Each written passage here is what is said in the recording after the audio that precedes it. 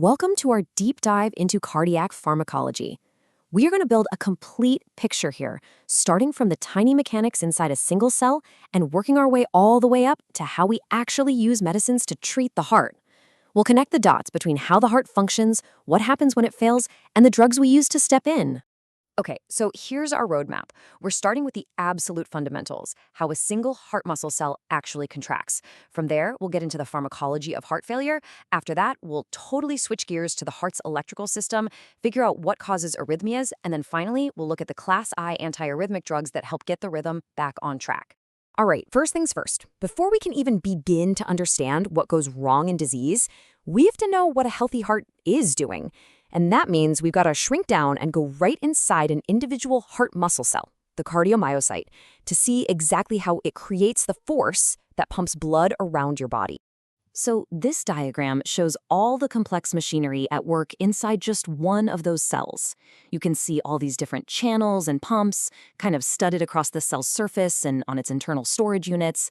It looks like a lot, I know, but don't worry. We're going to break it down piece by piece so you can see how every single part plays a role in making a single heartbeat. Okay, so this whole process gets kicked off by an electrical signal. Think of it as a spark. So step one, that electrical signal opens up these L-type calcium channels, and a little bit of calcium flows into the cell. Now, this initial trickle of calcium isn't nearly enough to cause a contraction on its own. Instead, it's a trigger. That's step two. Calcium-induced calcium release, or CICR. This little bit of incoming calcium hits ryanodine receptors on the cell's big internal calcium warehouse, the sarcoplasmic reticulum, and boom, a massive flood of calcium is released inside the cell. That leads to step three, the actual contraction. All that calcium now binds to a protein called troponin C. This causes a shape change that lets the cell's muscle fibers, actin and myosin, grab onto each other and pull. That's your heartbeat. But then the cell has to relax. So in step four, a pump called circa starts working overtime, pumping calcium back into that storage warehouse. Step five, another pump, the sodium-calcium exchanger, kicks some calcium out of the cell completely. And in step six, the good old sodium-potassium ATPase pump gets to work restoring the cell's sodium balance, getting it ready for the next beat. And finally, step seven, there's this really cool regulator called phospholambin. It normally acts like a brake on that circa pump, but when an enzyme called pKa tags it, it lets go of the brake, letting circa clean up the calcium super fast. So that's the basic cycle. But how does your body turn up the volume, when you're exercising? Well, that's where your sympathetic nervous system comes in. This diagram shows how it works. A beta agonist, like adrenaline, hits the beta-1 receptor on the cell. This sets off a chain reaction that ultimately activates that enzyme we just met, protein kinase A, or pKa. And pKa is the master regulator here. It does two things. It tells the L-type calcium channels to let more calcium in, and it tells phospholambin to take the brakes off the sarca pump so it can clear that calcium out way faster. What's the result? A stronger and faster heartbeat. Simple as that. All right, we've seen how it's supposed to work. Now let's look at what happens when this beautifully intricate system starts to fail. When the heart can't pump enough blood to meet the body's demands, we call that heart failure.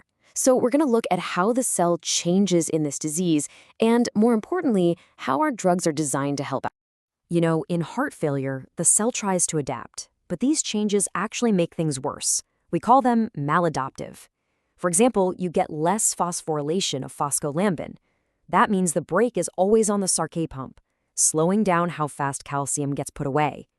Now, this might sound like it helps contractility by leaving calcium around longer, but it's a disaster for relaxation. The heart can't fill properly. At the same time, we see the cell frantically ramping up the activity of the sodium-potassium pump and the NCX exchanger, just trying to keep its ion balance in check. We also see levels of troponin T go up, while other T proteins like actin and troponin I get less phosphorylation. All of these changes just make the whole contraction and relaxation cycle way less efficient. So our first big class of drugs to treat this is the cardiac glycosides. These are organic compounds, and they famously come from the foxglove plant. The one we use the most is digoxin. Its whole job is to directly boost the heart's contractility, and it does that by blocking that super important sodium-potassium ATPase pump. The reason we like digoxin in the clinic is that it has a pretty short half-life, and, this is huge, we actually have a specific antidote called digibind, just in case things go wrong. So on the left here, you can see what digoxin actually looks like, chemically speaking. It has three parts: a lactone ring, a steroid nucleus, and these sugar residues. Those sugars are really important. They affect how the drug gets absorbed and how long it sticks around in the body. And on the right, that's its target, the sodium-potassium ATPase pump. You can see it's made of two parts, an alpha and a beta subunit. Digoxin goes right for that alpha subunit and physically blocks the spot where potassium is supposed to bind. So let's walk through the chain reaction. Step 1. Digoxin gums up the works, blocking the potassium binding site on that pump. Step 2. Now the pump can't get sodium out of the cell efficiently, so sodium levels inside start to climb. Step 3. Here's the clever part. That sodium-calcium exchanger, its job is to swap sodium in for calcium out. But if there's already tons of sodium inside the cell, it can't work properly. Step 4. So calcium can't get out, and its concentration inside the cell starts to build up. And finally, step 5. All that extra calcium is now available to make the muscle fibers contract more forcefully. More calcium equals a bigger squeeze. It's a really elegant, if indirect, mechanism. But, and this is a huge but, this shows the dark side of digoxin toxicity. In the first panel, you've got a normal heartbeat. In the middle, a good therapeutic dose gives you a nice, strong contraction. But look at that third panel. This is what happens when there's too much digoxin. The action potential gets all distorted, losing its nice plateau. And even worse, that internal calcium store, the SR, gets so overloaded that it starts spontaneously leaking calcium. This leak causes a little electrical blip called a delayed after depolarization, or a DAD. You can see it as that little hump after the main signal. And those DADs can trigger really dangerous, even deadly arrhythmias. This brings us to a really critical point for clinical practice.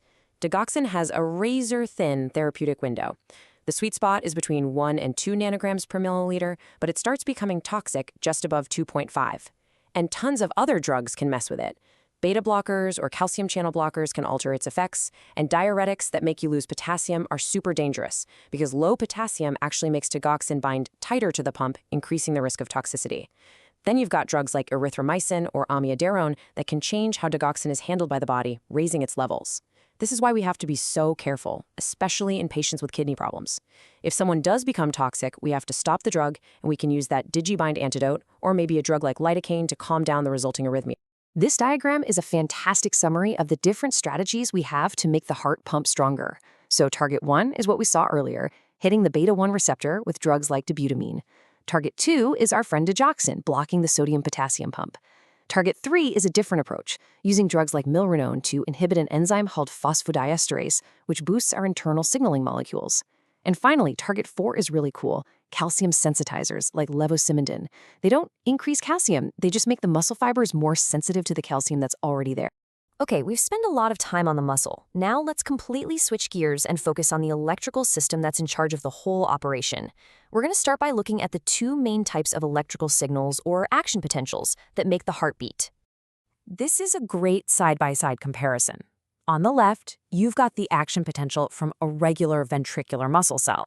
See how it has that nice, stable resting state, a super fast upswing, and then that long, flat plateau? Now look at the right. That's a pacemaker cell. It's totally different. The key feature is it has no stable resting potential. Instead, it just spontaneously drifts upwards until it hits a threshold and fires off a signal. That automatic self-starting ability is what makes the heartbeat all by itself.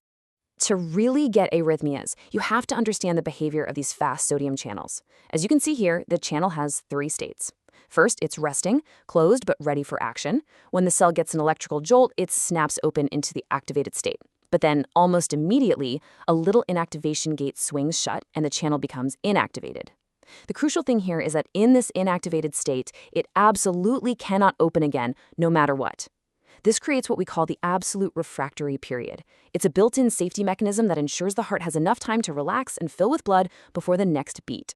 So, with that foundation in how the heart's electricity is supposed to work, we can now dive into what happens when that rhythm goes wrong.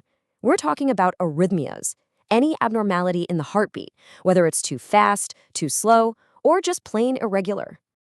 You know, arrhythmias really boil down to 2 basic problems. The first is about making the impulse, so abnormal impulse formation. This could be because the heart's natural pacemaker is just firing too fast, or it could be from these nasty triggered impulses. We already met delayed after depolarizations, the DADs from digoxin toxicity. There are also early after depolarizations, or EADs, that can happen if the action potential lasts too long. The second big problem is about sending the impulse, abnormal impulse conduction.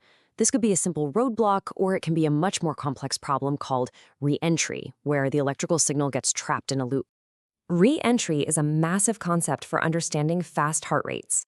This diagram shows you exactly how it works. You need to have a little circuit where there's a one-way block. So an impulse comes along and splits. It goes down pathway A just fine, but pathway B is maybe damaged, so it blocks the signal from going forward.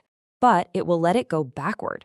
So the signal zips down A, swings around, and travels backwards up pathway B.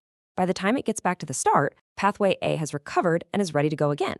The impulse just re-enters pathway A and starts the whole thing over, creating a self-sustaining loop, like a race car on a track. And this isn't just some abstract theory. This shows a perfect real-world example, a condition called AVNRT that happens right in the AV node. See, some people are just born with two electrical pathways through that node, a fast one and a slow one.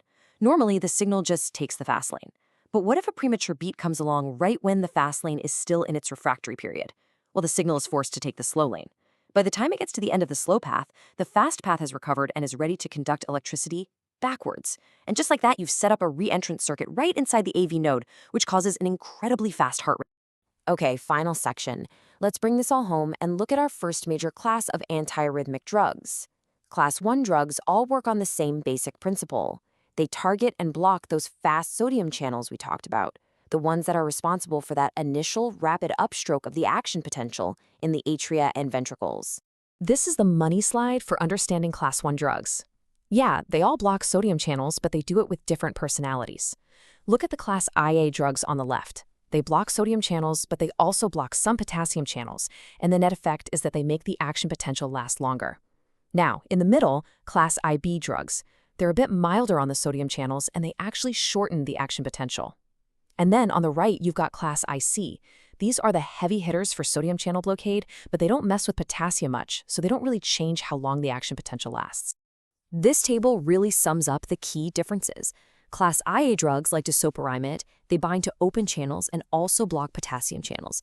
This increases both the action potential duration, the APD, and the effective refractory period, the ERP. Now, Class IB drugs like lignocaine are unique. They like to bind to sodium channels when they're open and inactivated, which makes them work better in damaged tissue. They pop on and off the channel really fast, and they shorten the APD. Finally, Class IC drugs like flecainide are the strong blockers. They bind to open channels and they come off very, very slowly. This means their effect actually gets stronger the faster the heart beats, and they don't really change the APD.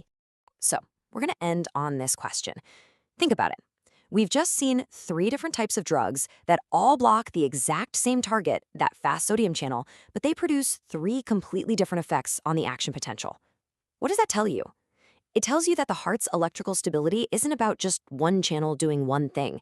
It's a delicate, dynamic, and incredibly complex dance between all the different currents flowing in and out of the cell. And really understanding that balance, well, that's the true key to mastering cardiac pharmacology.